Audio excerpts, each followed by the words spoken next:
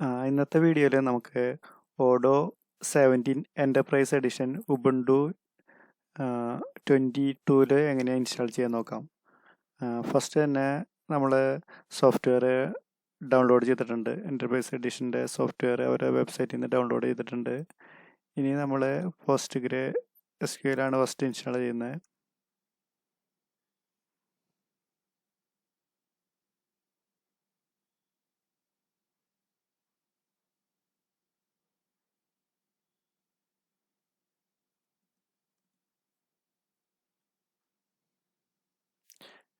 Install ചെയ്തതിന് ശേഷം നമ്മൾ ആ സോഫ്റ്റ്വെയർ സെർവറിലോട്ട് അപ്ലോഡ് ചെയ്തിട്ടുണ്ട്.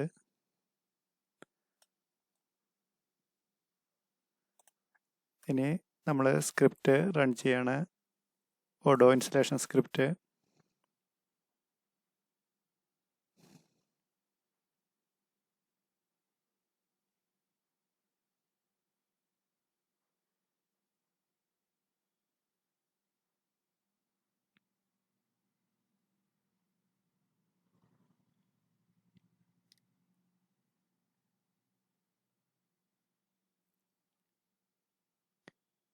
ഇതിൽ കുറച്ച് ഡിപ്പെൻഡൻസിയുടെ എറർ കാണിക്കുന്നുണ്ട്. അത് ഫസ്റ്റ് നമ്മൾക്ക് ഫിക്സ് ചെയ്യണം. അപ്പോൾ നമ്മൾ ആപ്പ് ഗെറ്റ് ഇൻസ്റ്റാൾ -f എന്നുള്ള കമാൻഡ് ഉപയോഗിച്ചിട്ട് എല്ലാ ഡിപ്പെൻഡൻസി ഇഷ്യൂസും സോൾവ് ആയിട്ടുണ്ട്. ഇനി നമ്മൾ ഓഡോ സർവീസ് സ്റ്റാർട്ട് ചെയ്യുന്നു. Service ഓഡോ start. അത് സ്റ്റാറ്റസ് ഒന്ന് ചെക്ക് ചെയ്യാം, എന്തെങ്കിലും എറർ വന്നിട്ടുണ്ടോ. അപ്പോൾ റണ്ണിങ് ആണ്. ഇനി നമുക്ക് വെബ് ഇൻ്റർഫേസ് ഓപ്പൺ ചെയ്ത് കഴിഞ്ഞാൽ ബാക്കി കോൺഫിഗറേഷൻസ് കാണാൻ പറ്റും. അതിന് സെർവറിൻ്റെ IP നമ്മൾ എടുക്കണം. നമുക്കൊരു വെബ്സൈറ്റ് URL വഴിയാണ് ഓഡോ ആക്സസ് ചെയ്യേണ്ടത്. അത് കാരണം കൊണ്ട് നമ്മൾ ആദ്യം തന്നെ Nginx ഇൻസ്റ്റാൾ ചെയ്തിട്ട് ഡൊമൈൻ കോൺഫിഗർ ചെയ്യുന്നുണ്ട്. അതിനുള്ള കമാൻഡ്സ് Nginx ഇൻസ്റ്റാൾ ചെയ്തു.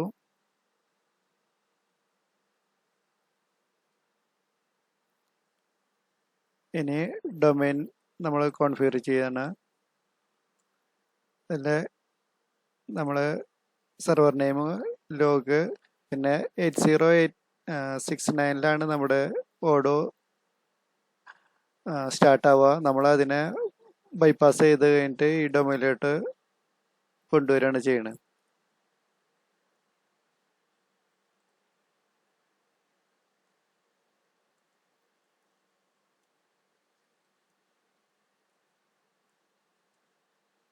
ഇനി നമുക്ക് ഓപ്പൺ ചെയ്ത് നോക്കി കഴിഞ്ഞാൽ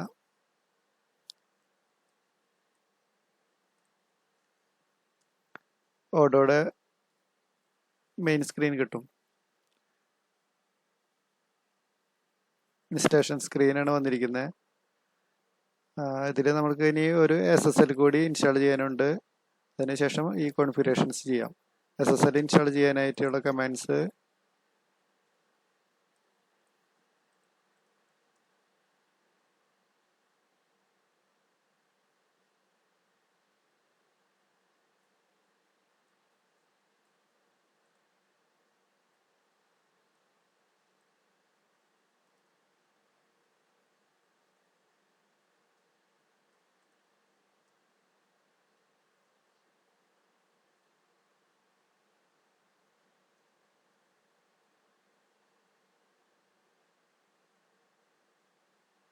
SSL ഇൻസ്റ്റലേഷൻ കഴിഞ്ഞിട്ടുണ്ട്.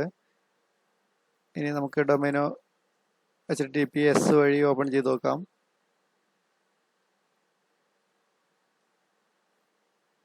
വർക്കിംഗ് ആണ്.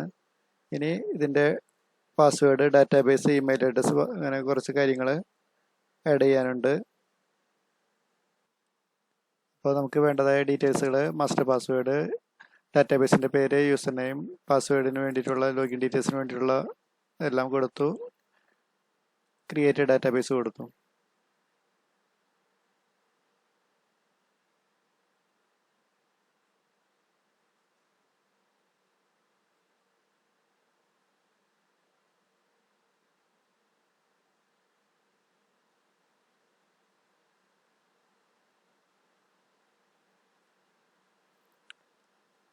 നമ്മുടെ ഇൻസ്റ്റലേഷൻ കഴിഞ്ഞു. ഇനി ലോഗിൻ ചെയ്ത് നോക്കാം.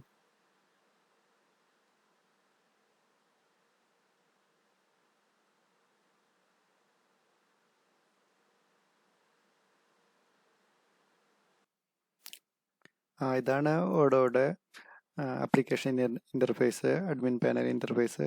ഇതിൽ നമുക്ക് ആവശ്യമുള്ള മൊഡ്യൂൾസുകളൊക്കെ ആക്ടിവേറ്റ് ചെയ്യാം, യൂസ് ചെയ്യാം.